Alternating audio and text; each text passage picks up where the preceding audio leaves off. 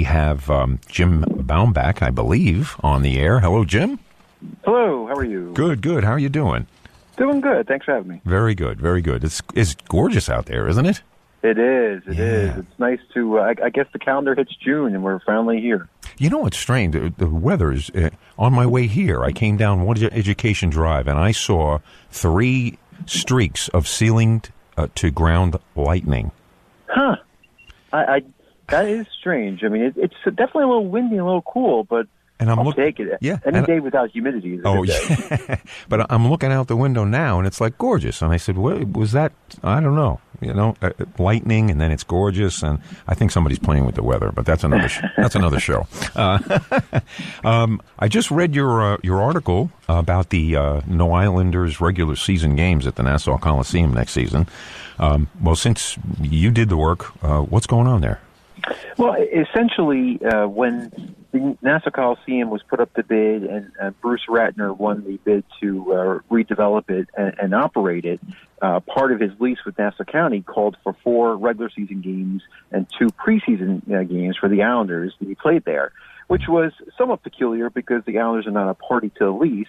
But at the time, it wasn't really questioned too much. But here we are 4 years later, and, now that the Coliseum's open, we went asking.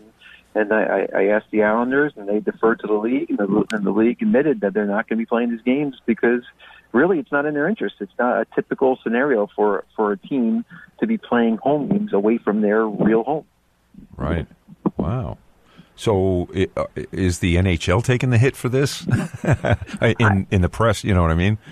I guess in a way. I mean, the NHL obviously works for the owners. The commissioner works for the owners, so they are the ones who are saying that we need to approve it. But the bottom line is the Islanders don't want to play there either, and neither do the other NHL owners want to play there because they would be losing revenue.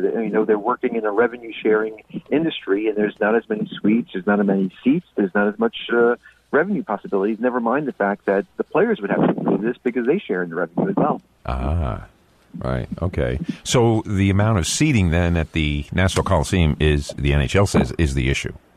That's the issue. The number of suites is the issue, and just the mere fact that this is not a lease that has anything to do with the NHL or the Islanders, for that matter. It's a lease between Nassau County and Bruce Ratner, or Nassau Event Center. Ratner has since sold of it to Mikhail Prokhorov, who owns the Brooklyn Nets and the Barclays Center majority owner. So really, it's a bizarre thing because they're promising games that they can't produce because the Islanders are not a party to it. So the Islanders, listen, everything can be solved in some way. I'm sure there's some kind of deal that can be made, but I mean, right now we're nowhere near even talks over that. But, okay, so, just looking at this then, so overall, we could say in a nutshell, the Islanders are looking for a home. 100%. 100%, they're looking for a home.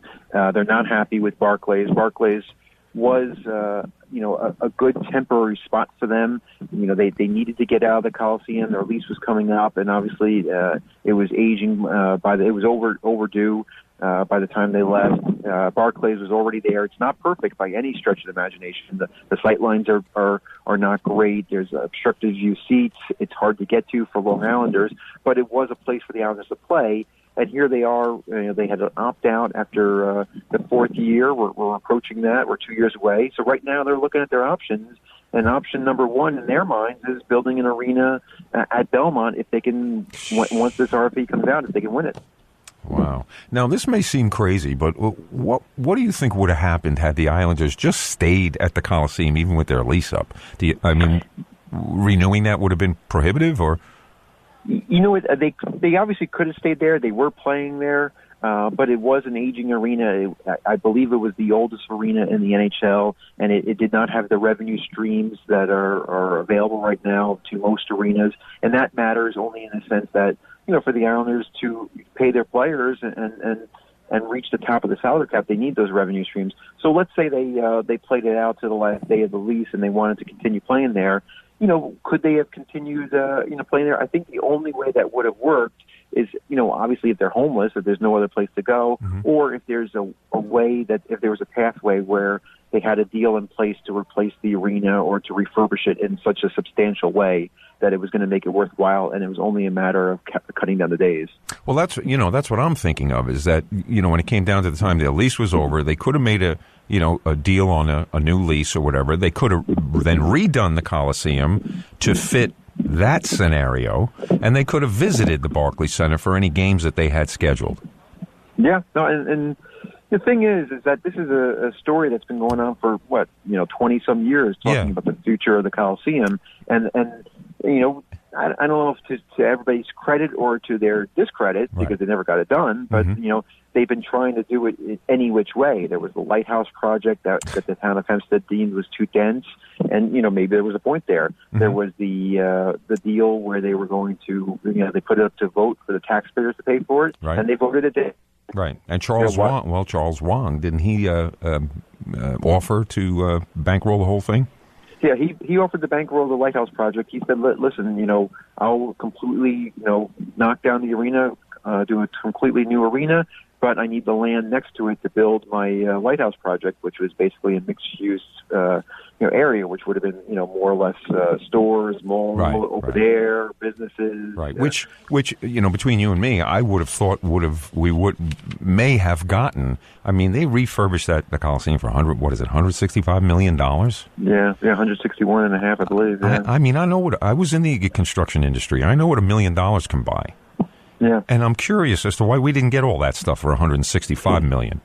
Yeah, when Ratner got the lease to the Coliseum, he got the lease to the Coliseum, the hub area, and part of that deal was to create, essentially significantly smaller lighthouse project.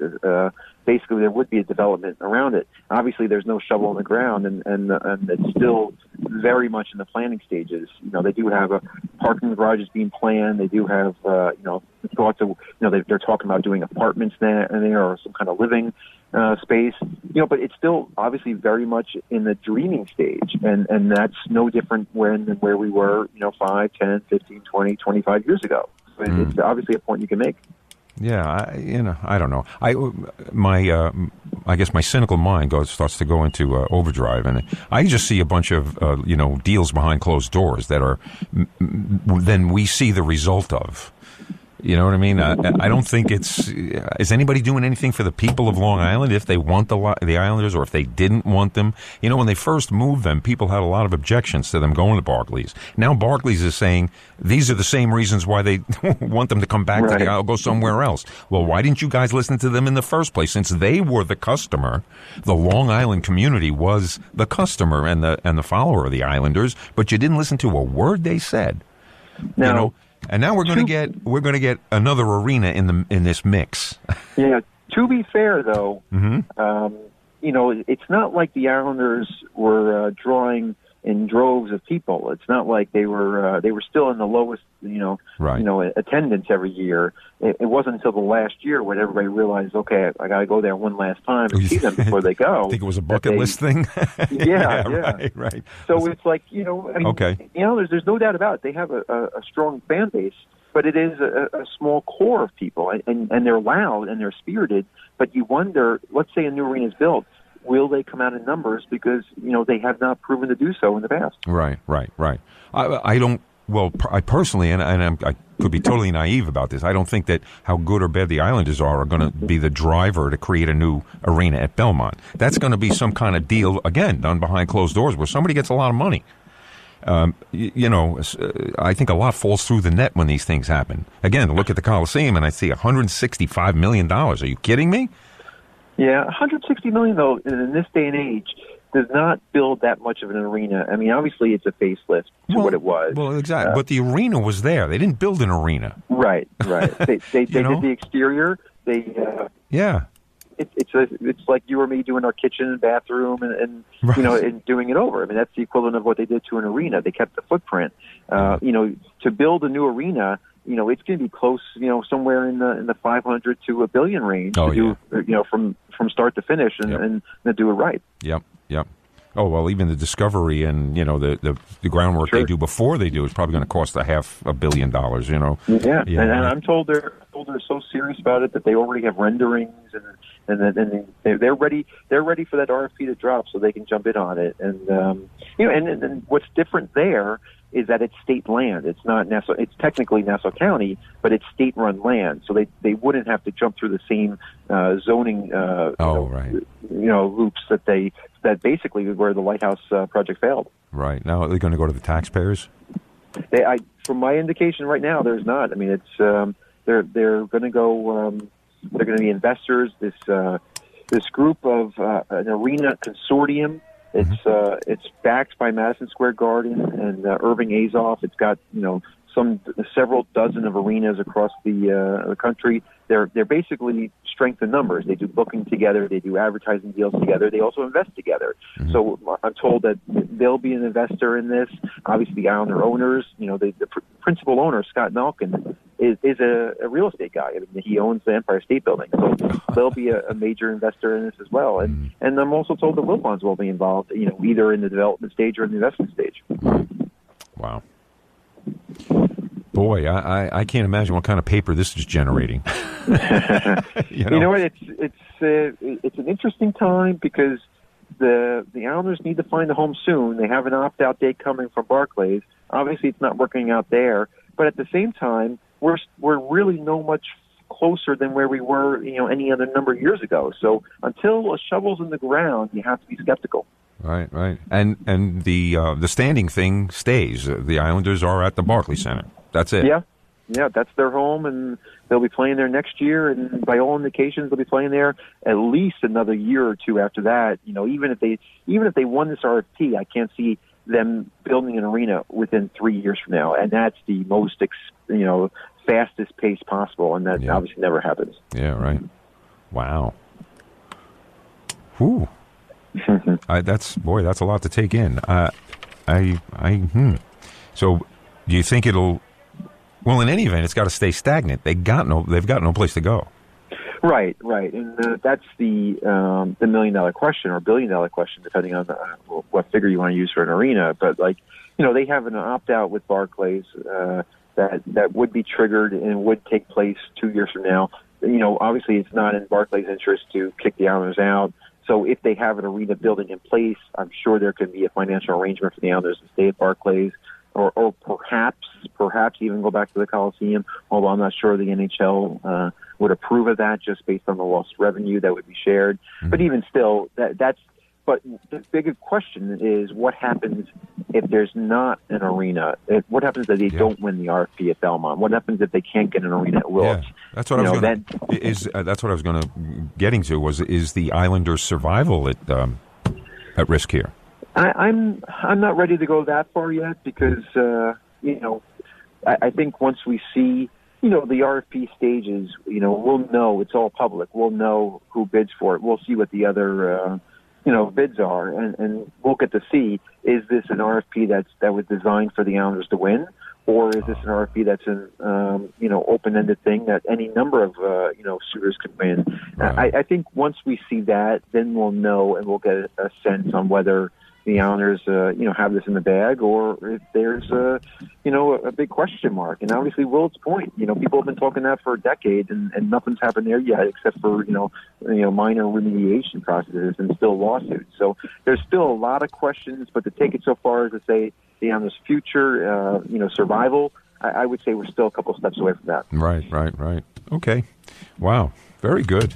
I mean, I have a million other questions, but I can't keep you on the phone for the next 3 hours. I mean, I would, but well, listen, I really enjoy talking to you. So when you do find these, if you have any other stories on it, I'd love to, in the future, we'll bring them up and sure, and get some questions going. And people love to hear about this stuff. I have some listeners they're all over the country, people who have lived on Long Island and moved away, and so they get us online. And this is the kind of stuff that they want to hear about, what's going on in their local hometown. But there's no shortage of interest in the future of the Islanders. I get emails whenever we do stories on these, and part of it, I think, is because it's part of the fabric of Long Island. Where are the Islanders going to be? I mean, if you look I've looked in the clips of Newsday, and I've seen stories about this in the 80s, and obviously it wasn't until 2015 when the Coliseum finally saw its last Islander game. So we're still talking about it today in 2017. I do sense, though, and I could regret saying this, but I do sense that this might